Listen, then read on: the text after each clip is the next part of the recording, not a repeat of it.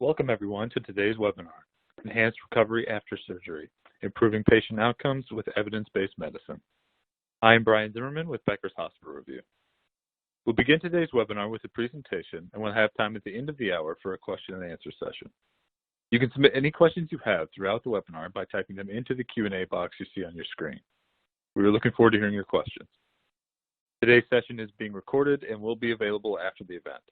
You can use the same link you used to log into today's webinar to access the recording. And at this time, it is now my pleasure to start today's webinar by introducing our presenter. Dr. Ron Desai is the Director of Division Regional Anesthesia, as well as the Director of Rotating and Visiting Residents at Cooper University Healthcare in Camden, New Jersey.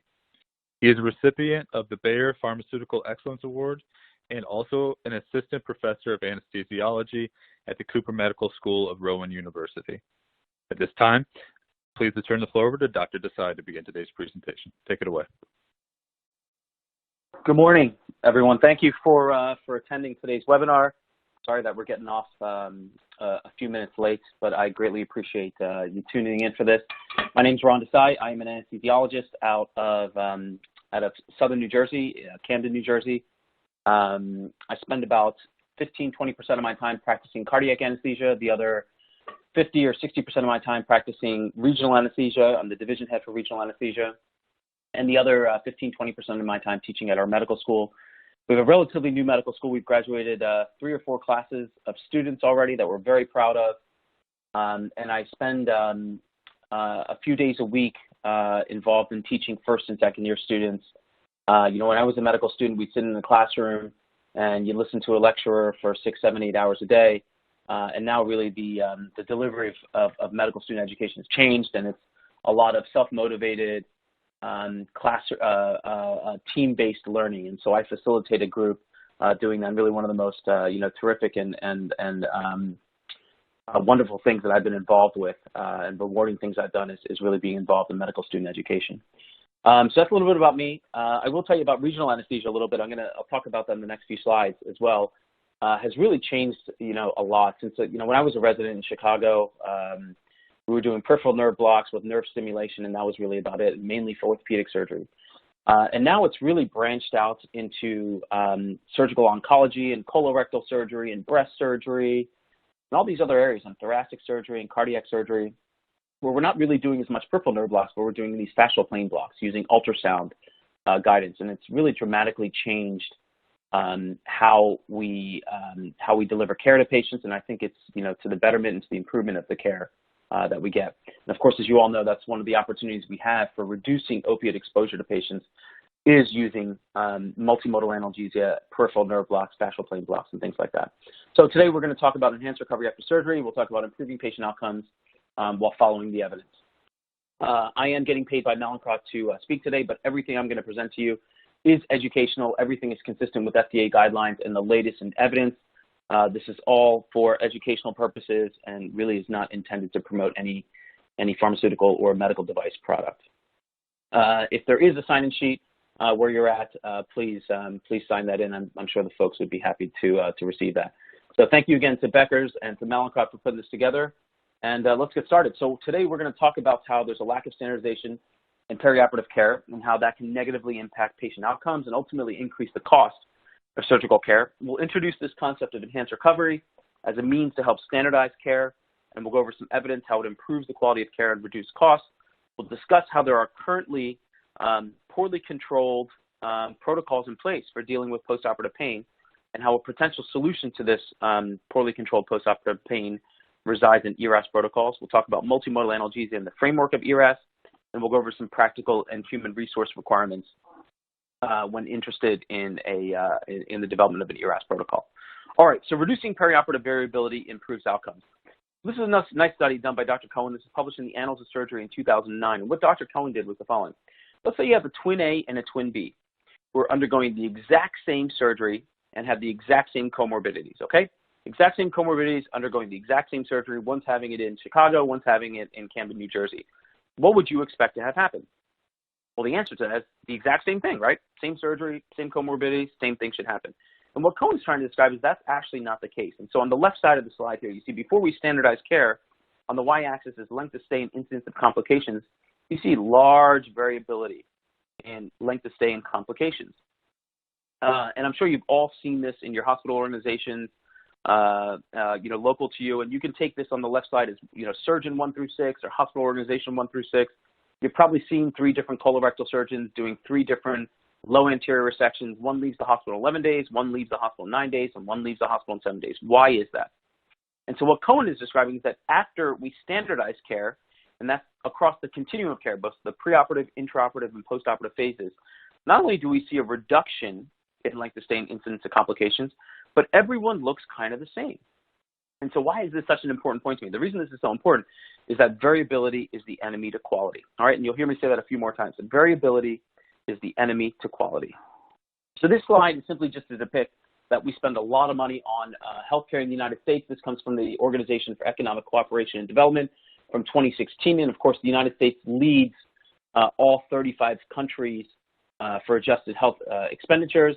And we spend nearly 2.5 times the average of the 35 countries there, and almost 25% higher than the second country, which is Switzerland. So we spend a ton of money on healthcare dollars in the United States. All right, so can patient outcomes be improved by standardizing perioperative care? So the goal here really is multidisciplinary care. And what do I mean by that? Let's say you have a patient who's coming for a robotic hysterectomy. Well, what normally happens? Well, today, the surgeons get together and they talk about, hey, how can we improve care in their meetings and their conferences and tumor board? What can we do better to get these patients through the hospital safer and quicker? And then the anesthesia folks, we get together in our meetings and our conferences, our M&Ms, and talk about, hey, how can we improve care? What can we do better for these patients? And then the nurses get together in their own meetings and their conferences and in-services and say, hey, what can we do better? How can we take care of these patients better? But when do we get together at the same time and talk together about how we can improve care? And the answer to that is we don't, unfortunately. And so what I would submit to you is that the challenge to improving the quality of care is not discovering new knowledge, and this comes from Urbach and Baxter, but rather it's how can we integrate what we already know into practice. To really enhance care is not about learning new things. Everything I'm going to present to you, you're probably going to know it all. But it's rather how can we work across service lines and integrate better. And so this concept of enhanced recovery was first described by a surgeon from Denmark. His name was Dr. Kellett. And Dr. Kellett was publishing 2-day, 3-day length of stays after major colorectal operations, when the rest of his colleagues across the world were publishing 9-day, 10-day, 11-day length of stays. So what was so unique about what Dr. Kellett was doing? Well, so the National Health Society in the UK and ultimately in the United States, they sent a multidisciplinary group of folks to uncover what it was that Dr. Kellett was doing. And what they learned was that Dr. Kellett assembled a small multidisciplinary team of anesthesiologists and nurses and therapists and nutritionists and surgeons that all focused on the small details of enhanced recovery that were evidence-based. And we'll get to talking about what many of those things are. But in summary, really, these ERAS protocols are these multidisciplinary care pathways that begin when a patient needs to have surgery until ultimately they have their surgery, they recover in the hospital, and they get back home and get back to their baseline level of function. And some characteristics of them are that they're evidence-based, they're centered around the patient, they're designed to reduce the patient's stress response to surgery, and really where I think the secret sauce in embracing enhanced recovery is these last two things. It's prehabilitation and involving patients in their own preoperative preparation and recovery. So that is, if you never tell a patient that, this is our opportunity to really manage expectations. So if you never tell a patient, hey, you're going to have some pain, our goals are not a 0, 1, 2, they're a 5, 6, 7. If you never tell them that they're going to have pain or they're going to be expected to walk, guess what? They're not going to leave the hospital in 3 or 4 days, right? They're really going to sit around and not do too much. So this is our opportunity, this prehabilitation phase, getting patients ready for surgery and also getting them involved in their own preoperative preparation and recovery. And of course, there's this integrated continuum that begins when you're at home preparing for surgery, this pre-admission phase, to when you come to see us in our clinics, you have your surgery, you recover in the hospital, and ultimately you go back home.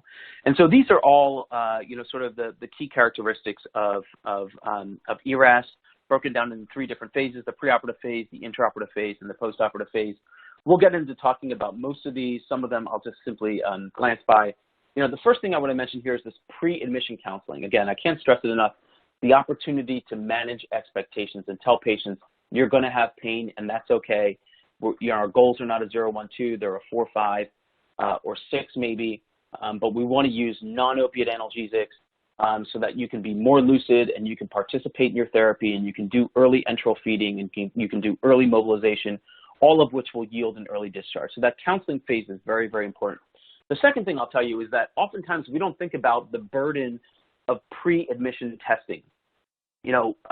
Before we started our first ERS protocol, 5 or 6 years ago, we weren't really following the evidence. If you were 50, you got an EKG, and if you were 60, you got a chest X-ray, and if you had a smoking history, you got PFTs, and if you were undergoing, a simple surgery, you still got a CBC and a typing screen, right? So we went back to what the American Society of Anesthesiologists said and a number of surgical societies, and we really wanted to align ourselves with the evidence. What I would encourage you to think about is a way to align yourself with the evidence for pre-admission testing, because we do more tests than are needed. There's a huge burden on the system and throughput just for doing the test. There's a cost associated with the test. There's patient anxiety around the testing as well. So I think one of the things we oftentimes don't think about is number one, pre-admission counseling, but also is pre-admission testing. So this is a great opportunity to consider how can we do better in that phase. We'll talk about bowel preparation. We'll talk about carbohydrate loading and the use of pre-medications as well in this preoperative phase. We'll go through multimodal analgesia in a lot of detail in the intraoperative phase. We'll talk about goal-directed fluid therapy and avoiding fluid overload, using minimally invasive incisions and keeping patients warm, and of course, postoperatively, we'll talk about early mobilization, early enteral feeding, both of which, of course, will yield in early discharge.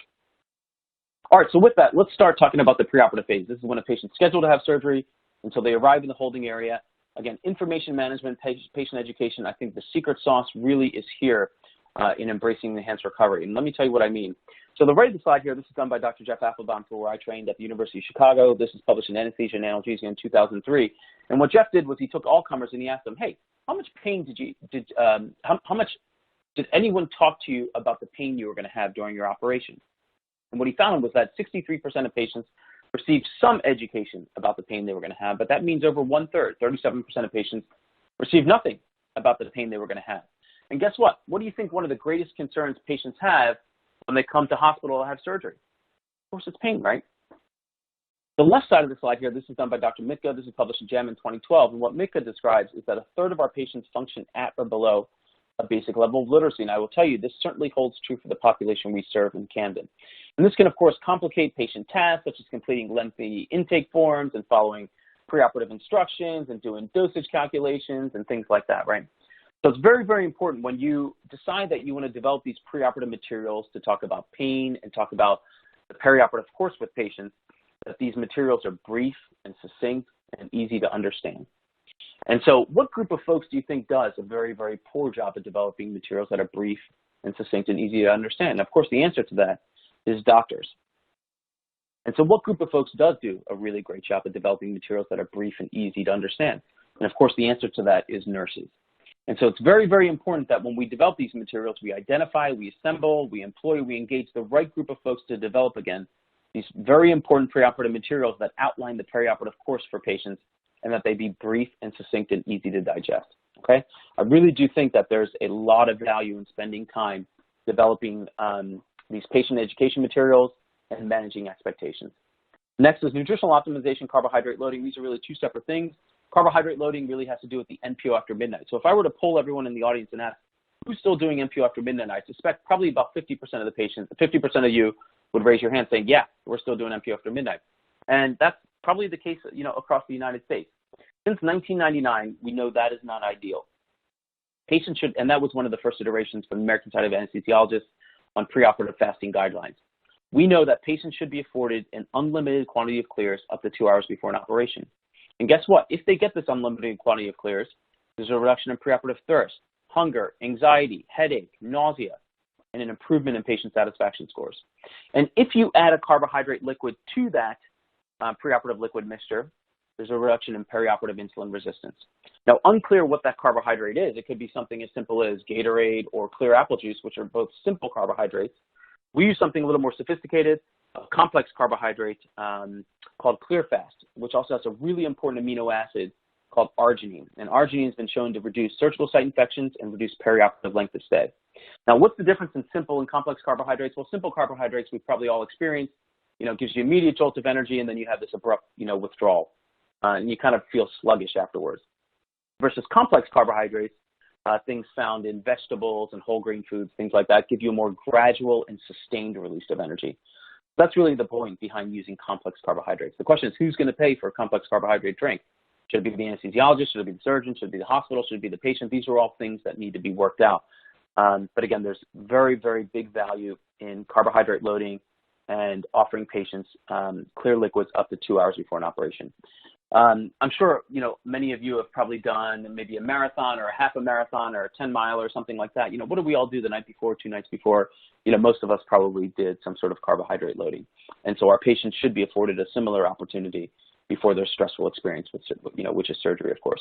Nutritional optimization. So we serve a population in Camden that is, very morbidly obese and also highly undernourished. And so we got our nutritionists involved very early to help our patients find financially sensible ways of, getting off the fast food and improving their diet. And so we supplement them with protein supplementation, and again, find these, financially sensible ways of getting them to improve their diet. There are several JAMA, J-A-M-A meta-analysis suggesting if you employ nutritional optimization and carbohydrate loading to your patients, there's a reduction in perioperative complications. Okay, so another really important point with regards to preoperative and the preoperative phase of prehabilitation. Exercise. So let's say you have Granny. Granny, you have colon cancer. I'm sorry. What happens to Granny? Well, Granny gets sad, right? She sits on the couch. She essentially gets less strong, and I think that is bad. I don't think Granny needs to join a gym. I don't think she needs to, start bulking up or doing things like that. We just want to get her moving around more. And there's several studies out of Canada suggesting if you get patients moving more for the 2 weeks preceding their operation, they're going to do better after their operation. So how do you quantify this? There's something called the 6-minute walk test. Okay, so you walk from one side of the room to the other side of the room. See how many times you can do that over the course of 6 minutes. If over the 2 weeks preceding an operation you can do that more times, you're going to do better after your operation. Okay, that's called the 6-minute walk test.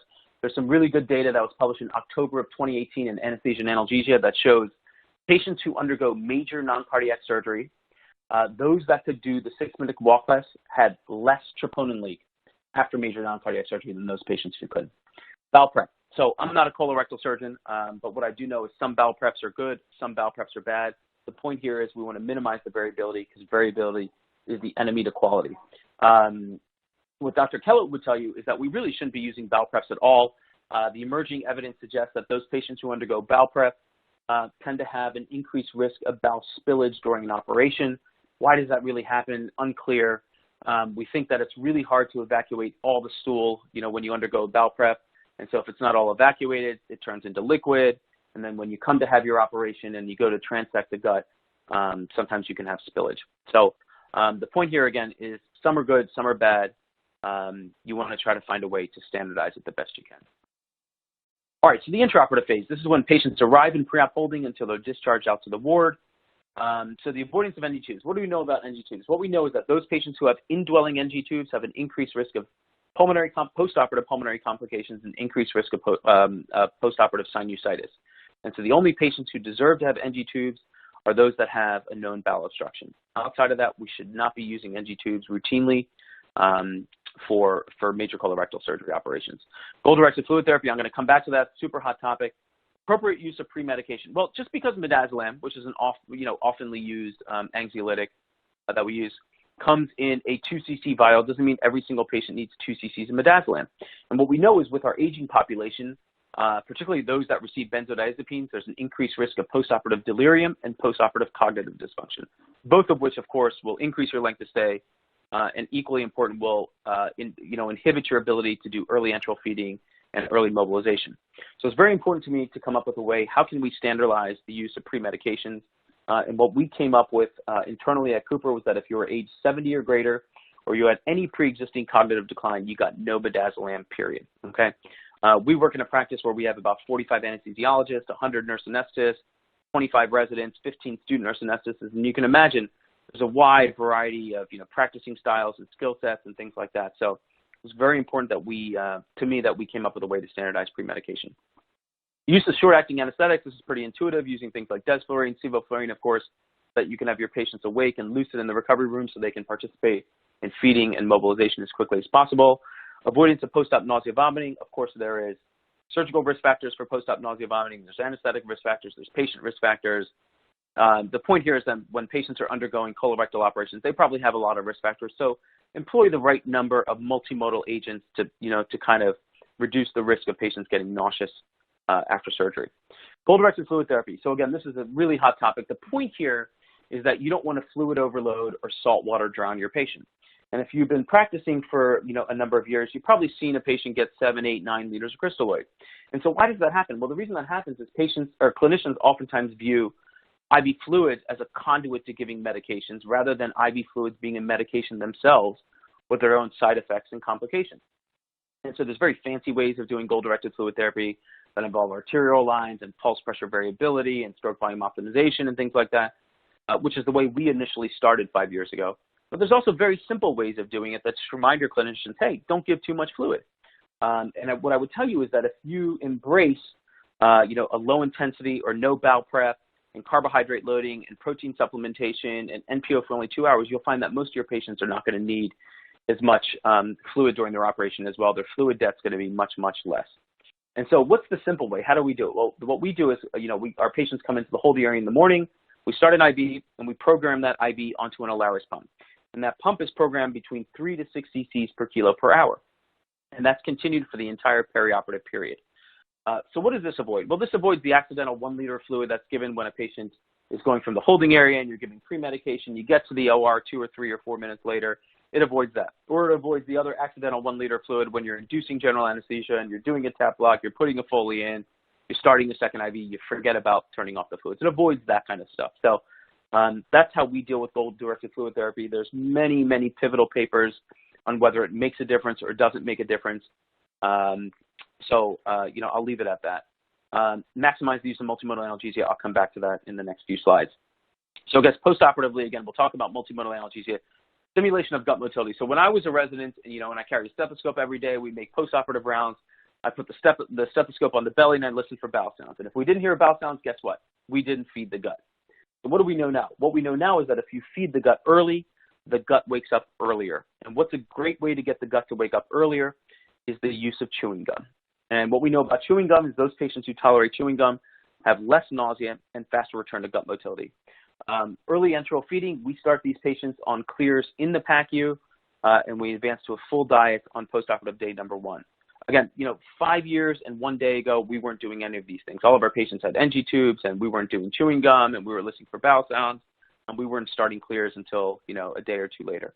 And what we know is the evidence, doesn't agree with that. So the evidence is to start to feed the gut early so the gut wakes up earlier. Early mobilization. So there was a trial that was done a couple years back that looked at how much do patients walk postoperatively on post-op day number 2. All right, we tell patients walk all the time, but we write all these orders. Make sure you're walking, ambulate. But how much are they actually walking? And what this study found was that despite all these orders to walk all the time, patients walked only 8 minutes a day on postoperative day number 2. So only 8 minutes a day. So if you only tell patients to walk, guess what? They're going to get up, they're going to use the restroom, they're going to get back into bed, and they're going to turn on the TV, right? That was their walking for the day.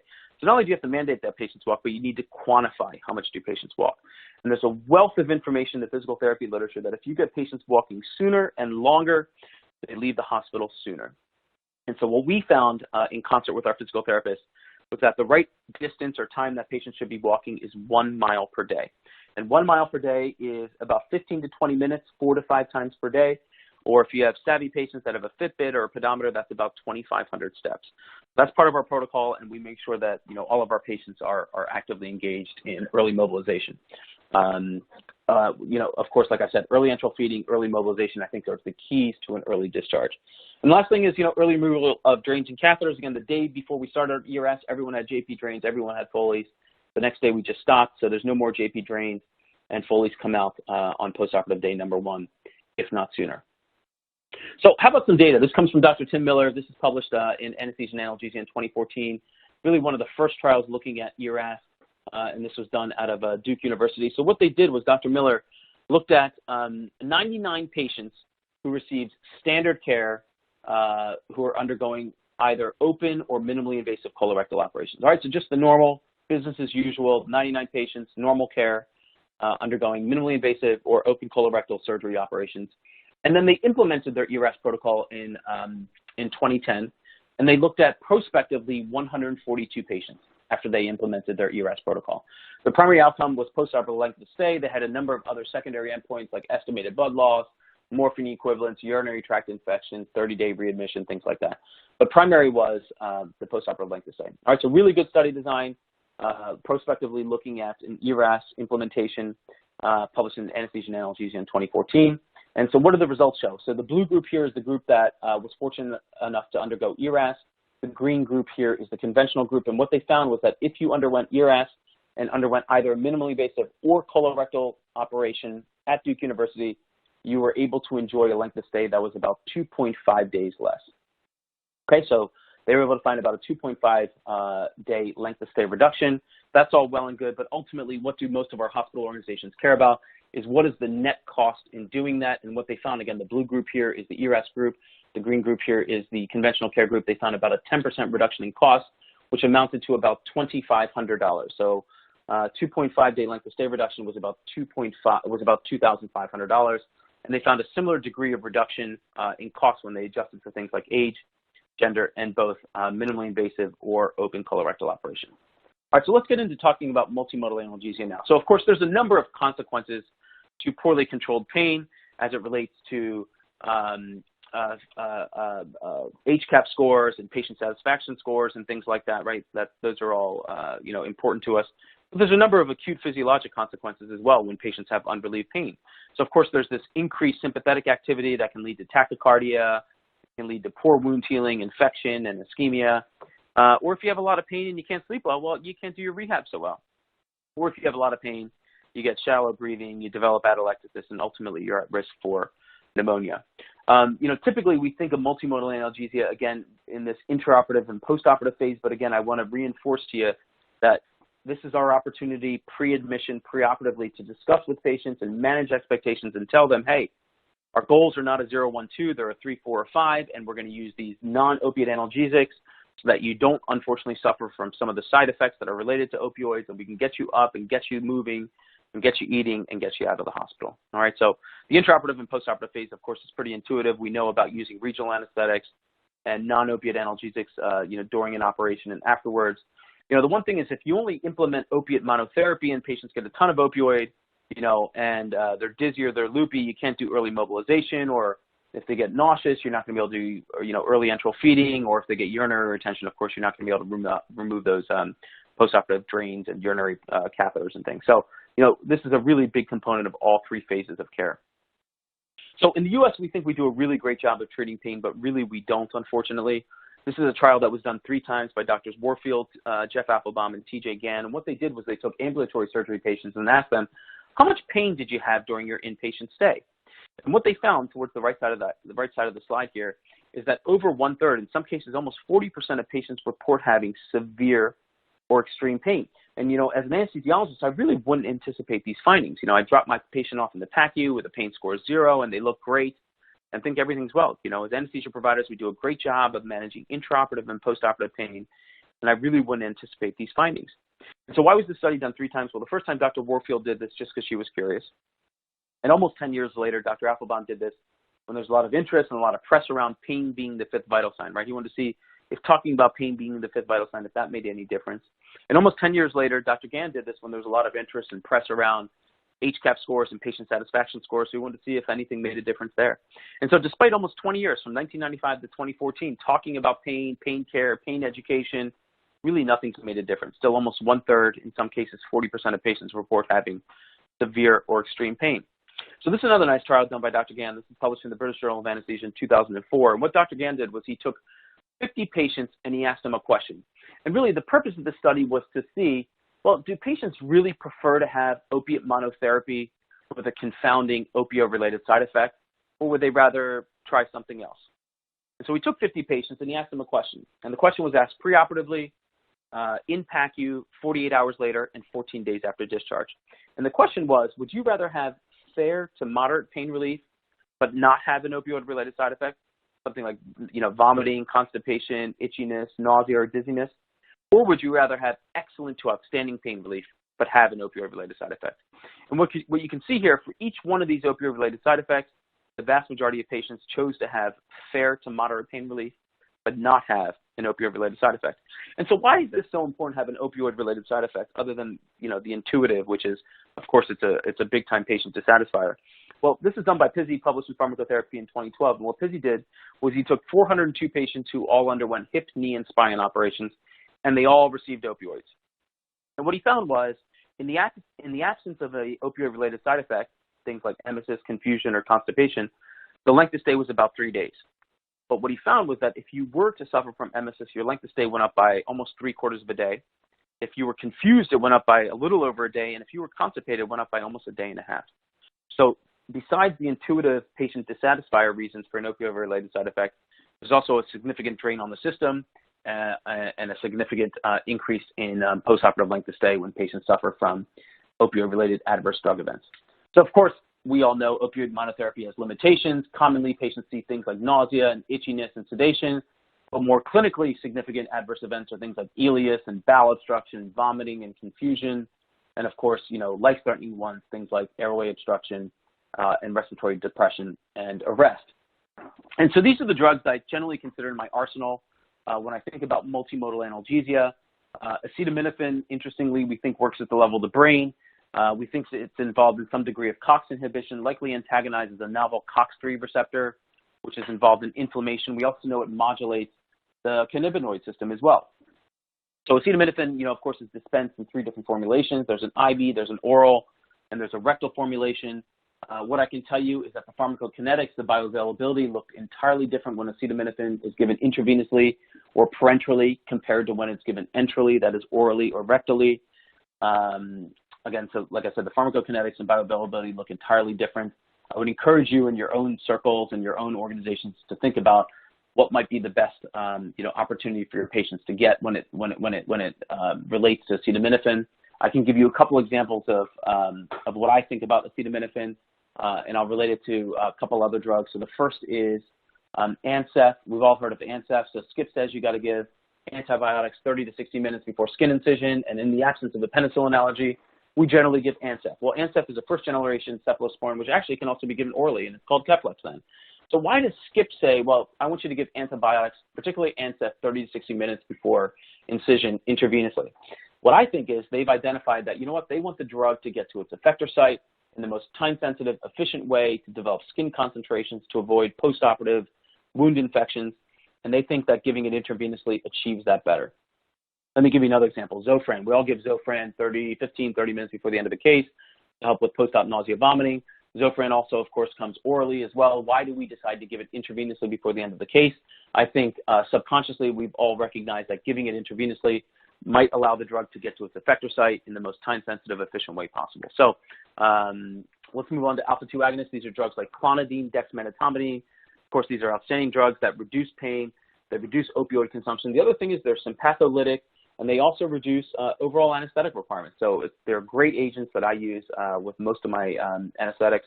Gabapentinoids, these are drugs like gabapentin, which is Neurontin, pregabalin, which is Lyrica. Again, outstanding literature supporting the use that they reduce pain, they reduce opioid consumption. The one thing you need to watch out for is that as you get a little bit older, it makes you a little bit more sleepy, so it may require a dosage adjustment. There's also some emerging literature, about gabapentinoids as well that maybe it doesn't work as well as we think. But I will tell you in the context of an ERAS protocol, I think it's an outstanding non-opioid agent to use. Local anesthetics, these are drugs like lidocaine, bupivacaine, liposome bupivacaine. We use all of 3 of these agents. Again, lidocaine can be given as a bolus. It can be given as an infusion between 0.5 and 1.5 milligrams per kilo per hour. We use both bupivacaine and liposome bupivacaine in the context of fascial plane blocks, which I'll get to in a few minutes. NMDA receptor antagonists, these are drugs like ketamine and methadone. Great literature supporting the use that they reduce pain, they reduce nausea, and they reduce overall opiate consumption. Just because I have all of these drugs up here doesn't mean every single patient needs every single one of these drugs. If you have an opiate-naive patient who's 20 years old and is undergoing a relatively simple procedure like a colostomy takedown, maybe you don't need all of these, right? But if you have a sicker patient who's older, who has pulmonary hypertension and coronary disease and morbid obesity and sleep apnea, maybe you do want to use more of these because they're going to be a lot more narcotic sensitive. I'll tell you, magnesium is something that a lot of us are not very familiar with. I had met someone at the American Society of Anesthesiologists meeting about 2 or 3 years ago in Boston, and he had suggested to me that he is an ambulatory anesthesiologist, and he had done a little over 1,000 consecutive opiate-free anesthetics, and a lot of that he attributes to the use of magnesium and acetaminophen and these other drugs that I have up here. So Definitely a drug that's underutilized, but one to consider. NSAID steroids, NSAIDs, of course, are drugs like ketorolac and diclofenac. Again, great literature supporting the use that they reduce pain, they reduce opioid consumption. The other thing we know is that there's probably not one drug that behaves better than the other. They all probably behave pretty similarly. And steroids, again, drugs like dexamethasone, we use both for pain control as well as for postoperative nausea, vomiting prophylaxis. The other thing on the right side of this slide here, I definitely want to emphasize as well, is that there are these non-pharmacologic approaches to pain, things like expectation management, stretching, ice therapy, things like that. All right. So, we're talking about multimodal analgesia. We all know that multimodal analgesia combines two or more analgesic agents or techniques that act by different mechanisms to provide analgesia. And the American Society of Anesthesiologists says, unless contraindicated, all patients should be receiving, and this is the key, and around the clock, that is a not PRN regimen of a non-opioid agent. And this is a very European way of thinking about treating pain, and a lot of what enhanced recovery is all about is using a non-opioid agent first and scheduled around the clock for the first 2 or 3 postoperative days. These are drugs like NSAIDs, COX inhibitors, and acetaminophen. It's a very backwards thing we do in the U.S. sometimes. You cut someone with a knife, you give them pain, and you write them for PRN pain meds, right? That's counterintuitive. Or you cut someone with a knife, you give them pain, you put them on Dilaudid PCA, and then when they have breakthrough pain, you give them ketorolac, right? That doesn't make sense, right? We should be using a non-opioid agent first and scheduled around the clock before introducing the less safe opiates. So this comes from the World Health Organization. On the left side of the slide is where, unfortunately, some of us are, and on the right is directly from the World Health Organization where we need to be. Where are some of us? Well, if you have a little bit of pain, you get a little bit of opiate. If you have more pain, you get a little bit more opiate. And if you have a lot of pain, you get a lot of opiate, right? Opiate monotherapy, right? Does anyone see a problem with this pain paradigm? Yeah, of course, right? Opiates rank highest among drugs with frequent adverse drug events. Let me tell you 2 other things that you may not be aware of. The Joint Commission issued 2 sentinel event alerts in the last 4 or 5 years. The first was in August of 2012, and that was called the safe use of opiates in hospitals. And really what this was intended to address was accidental opiate overdose. And so what the Joint Commission says is we should be using both pharmacologic and pharmacologic alternatives to opiates, pharmacologic alternatives, things like NSAIDs, COX inhibitors, acetaminophen, non-pharmacologic alternatives, things like expectation management, ice therapy, acupuncture, things like that. The second sentinel event alert was in October of 2015, and that was called Preventing Falls and Fall-Related Injuries in Hospitals. So every year, hundreds of thousands of patients fall in hospitals, and almost 50% of those falls cause a fall-related injury. And what we know is that if you get a fall-related injury, it may lead to extra treatment and may prolong your hospital length of stay. So and the Joint Commission has estimated that one fall-related injury costs a hospital and organization on average of about $14,000. So the Agency for Healthcare Research Quality, the AHRQ, the Joint Commission, they got together, they developed a comprehensive preventative toolkit. And in this toolkit, they identified that the #1 risk factor for preventing falls and fall-related injuries in hospitals is the use of opiates. So what does the World Health Organization say? They say, well, if you have mild pain, I don't want to see you using opiates. Use things like acetaminophen, NSAIDs, COX inhibitors, ion channel blockers, local anesthetics. And only when you suffer from moderate pain, do all of step 1 and add a low dose of opiate. And when you suffer from severe pain, do step 1, step 2, and consider using neuraxial anesthetics, peripheral nerve blocks, sustained release opioids, and things like that. So hopefully, in summary, what I've been able to impart, variability is bad. Variability is the enemy to quality, and it leads to lower patient outcomes, lower quality outcomes, things like that. And by standardizing care, we can improve outcomes, ultimately lower costs. ERAS is this multimodal, evidence-based protocol that's centered around the patient, designed to reduce the stress response, and begins from when the patient needs to have surgery, pre-admission, all the way until they recover and get back to their baseline level of function. It's integrative, meaning that there's multiple components, this preoperative, intraoperative, and postoperative phases, with many healthcare providers working in sync at the same time. And it's been shown, it's been proven over and over again to improve the patient experience, improve the provider experience, improve patient outcomes, and ultimately reduce the per patient spend. So with that, I think we have about 5-7 minutes. Let's go over some things to think about if you're interested in implementing an ERAS protocol. So first is you need to identify some champions, and you really need to have all these folks. You need to have an anesthesia champion, you need a surgeon champion, you need a nursing champion, and you need a hospital administrator to champion this. Without them, it's going to be very, very challenging to get this process through. And you want to target surgeons who historically do surgeries that have long length of stays and high complication rates. Things like colorectal, bladder operations, gynonc, liver surgery, spine, and thoracic, right? If you start with the bariatric surgery, whose length of stay is maybe 23 hours, sometimes 2 days, it takes 6 to 12 months to implement an ERAS protocol, and you really might not see the length of stay change that much. It just might not be very gratifying. So instead, target these surgeries that, historically have these long length of stays and high complication rates. And then you can find, checklists. This is really to just help you, keep you organized in terms of your meeting schedules and things like that. And I'll show you where you can find checklists like this, as you develop your program. And then you assemble all these folks, on this first meeting and talk about how are we going to implement this, right? The surgeons, the anesthesiologists, the nurses, the administrators, all of these folks together. But it's not just them.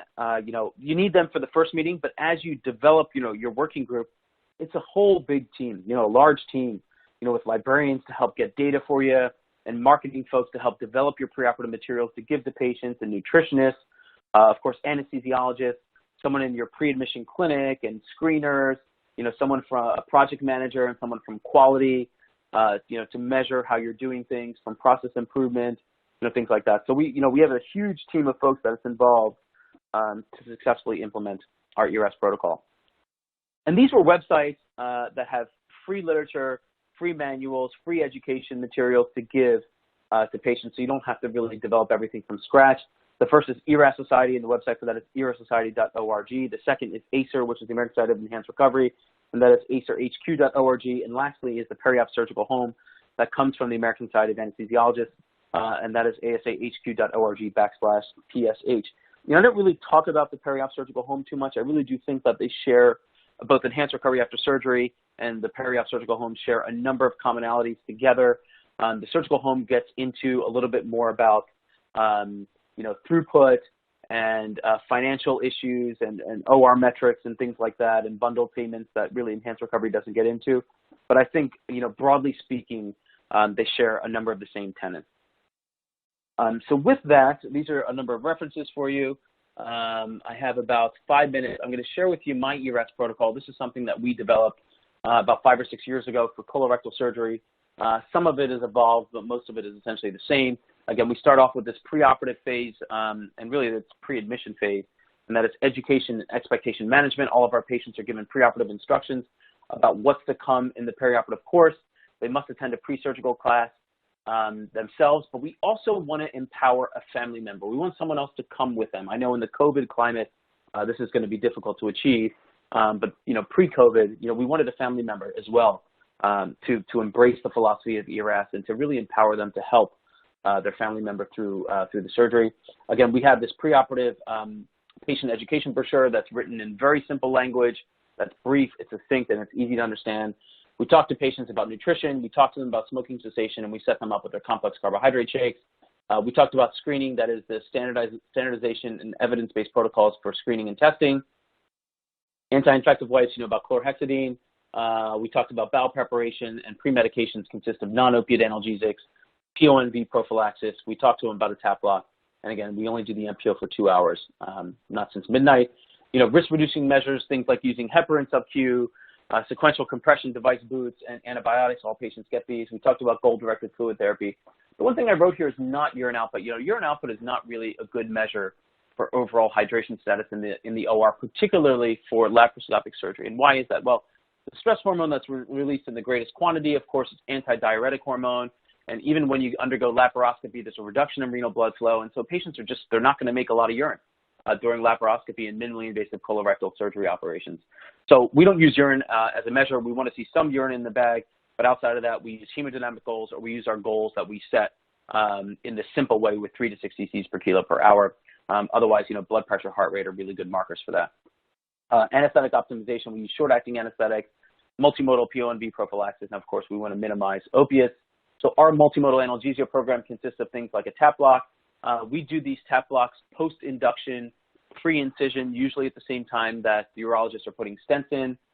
We do a 4-point tap block using continuous ultrasound guidance with both liposome bupivacaine and bupivacaine.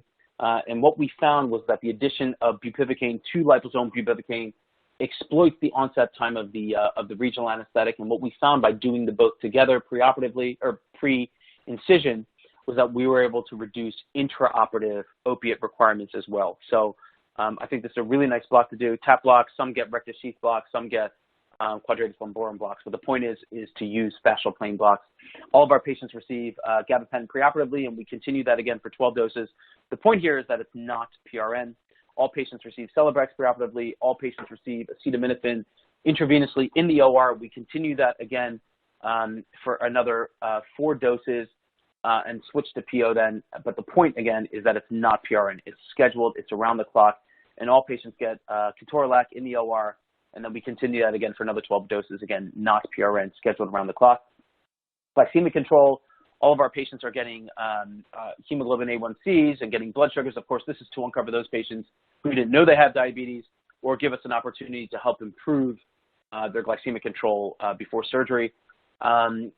Previously, we were just doing tight glucose control, that is a blood sugar less than 180 on those patients that were diabetic. Now the emerging evidence suggests to us that all patients who undergo colorectal operations, generally greater than 2 hours, deserve to have tight glucose control. That is a blood sugar less than 180. And the reason for that, of course, is that there's a reduction in surgical site infections afterwards. So we have a protocol set in place for all of our patients who are undergoing colorectal surgery operations greater than 2 hours for keeping glucose control under 180. Nausea, vomiting, we talked about this. All of our patients get Zofran before the end of a case. They all get Decadron at the beginning of the case. And if there's a strong personal history of motion sickness or post-op nausea, vomiting, we'll add aprepitant to that. Post-operatively, patients get Zofran or they get promethazine. We talked about early removal of tubes and catheters, so there's no more NG tubes. The bladder catheters are coming out, and there's no more intraperitoneal drains. We talked about clear liquids in the PACU. Chewing gum started in the PACU, continued 3 times a day, advanced to a full diet, and we HEP block all the IVs. One of the things that, I thought would really inhibit our ability to do postoperative early mobilization was patients who had IVs hooked up to Alaris pumps and they had to walk the hall with an IV pole and things like that. Things could get, garbled together. And so I really wanted to eliminate that. And thankfully, most of our patients they're tolerating PO. And so that's not an issue. I do get this question a lot. What about epidurals? Why not use epidurals? The European literature is full of so many wonderful, wonderful papers supporting the use of epidurals. It's the same thing. When you have an epidural, it comes out your back, it goes over your shoulder, and it's hooked up to a pump. The pump's on an IV.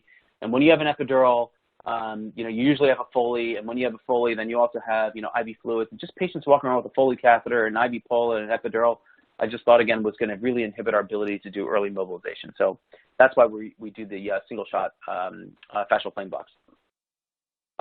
Again, PCAs are eliminated. The day before we started, we had 100% PCA use. The next day, we just stopped. We still probably have 5 to 7% of our patients that require PCA, and those are generally patients who are on pre-existing opiate therapy. All meals out of bed. We talked about ambulation. And ultimately, lastly here, you really need to audit how you're doing. You need to look at your protocols, collect some data, re-massage your protocols. We're lucky enough to have medical students that are interested in getting, really good letters of recommendation and things. So they help us track, did you get your chewing gum? Did you take your 1 mile walk? Did your Foley come out, et cetera, things like that. So, but very important to, to collect your data and to constantly reevaluate, re-massage your protocols. And so with that, I believe that is the last slide. I thank you all for your attention. Thank you for tuning in. Thank you again to Beckers and to Mallinckrodt for putting the program together. And I'm happy to take any questions. Yes, thank you so much, Dr. Desai, for that insightful presentation. And we will now begin today's question and answer session. Please submit any questions you have by typing them into the Q&A box you see on your dashboard. And we'll try to get through as many questions as we can. First one we'll take here, this attendee asks, so how do you get started with implementing ERAS? Yeah, right. So one, you should recognize the need to want to implement ERAS, which is, change is hard, but change is good. And so how can we do things better? And you probably recognize length of stay, 30-day readmission rate, surgical site infections, things like that. And I think ERAS, the patient experience is another one, and the provider experience is another one. So I think ERAS addresses a lot of those things. In one of my slides previously, I said that you really need these champions. I personally think it starts with anesthesiologists. I had started it at my institution. But you need to have a surgeon champion who's willing to do it, and a nursing champion and an administrator. who's willing to do it. And there's a wealth of information, like I said, about reducing surgical site infections, improving the patient experience, improving the postoperative length of stay, and improving 30-day readmission rates. So you need those champions. And, I think those websites that I sent you as well are, there's a lot of information on them as well about checklists and preoperative materials and protocols. There's many free protocols on there as well. So that's how you get started, is that you have to recognize that there's a need for change. And I recognize myself that change is hard, because it was hard getting, the anesthesiologist to go from NPO after midnight to NPO for 2 hours and doing the carbohydrate loading and doing fascial plane blocks and doing all these things. But with that, we've enjoyed a lot of success. We now have 7 service lines that do some component of ERAS, but we started with colorectal because we thought that was where the need was. Appreciate you tackling that and all those wonderful resources you've compiled for our listeners today. And so the next question I have for you is there a way to implement ERAS without opioids? That's a great question. Is there a way to do it? Yes.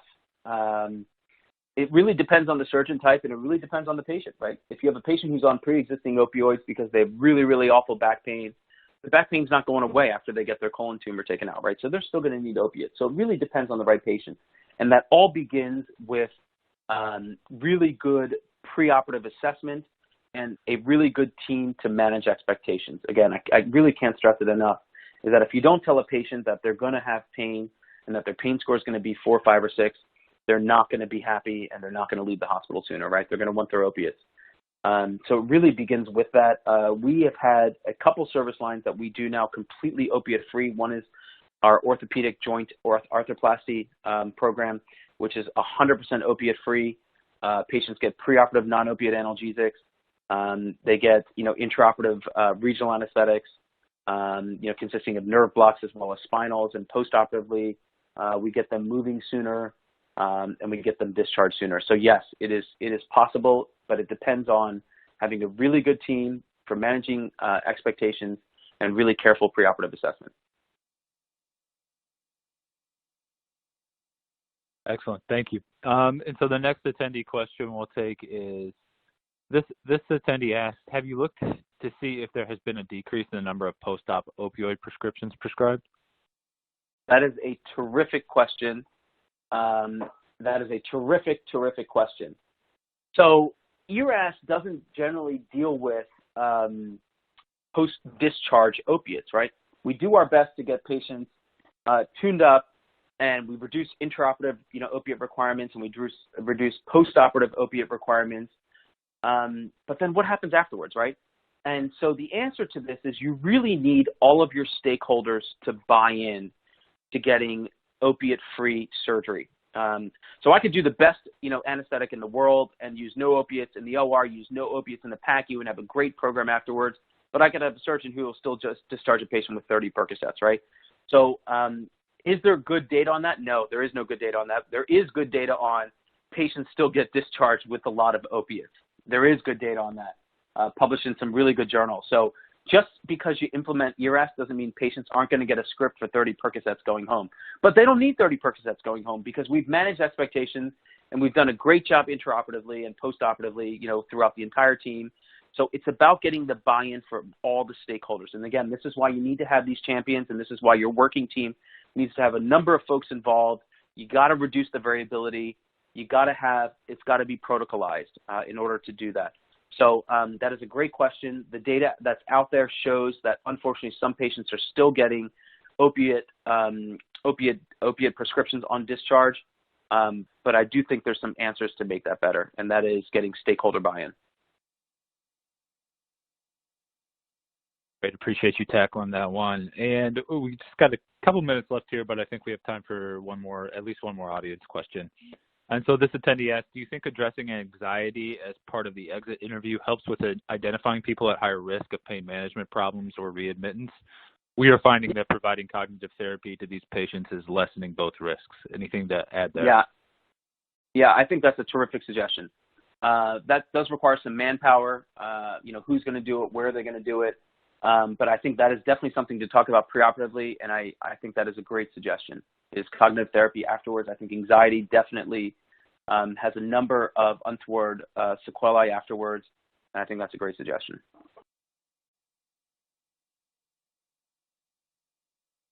Excellent. And so this will probably be the last audience question.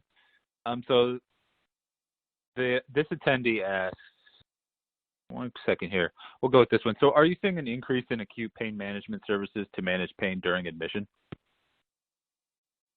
So in the context of our ERAS protocol, no, we're not. We have a team, we have an acute pain team that deals with that deals with these patients preoperatively.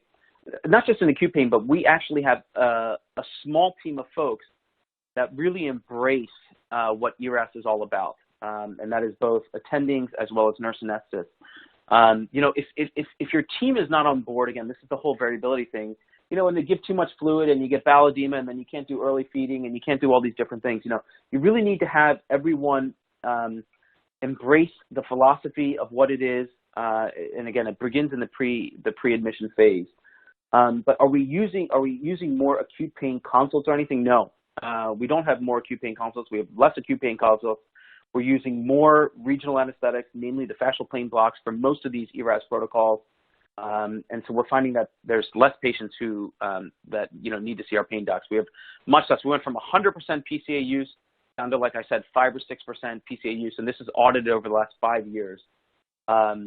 So I think that patients understand we're doing a much better job, again, preoperatively of telling patients what's to come. They're involved in their own preoperative preparation and recovery. And so overall, no, we are seeing a dramatic reduction in the number of patients who need to see a pain doc afterwards. Great, thank you for adding some clarity there. And we are just about at time. So Dr. Desai, any final thoughts for our attendees today?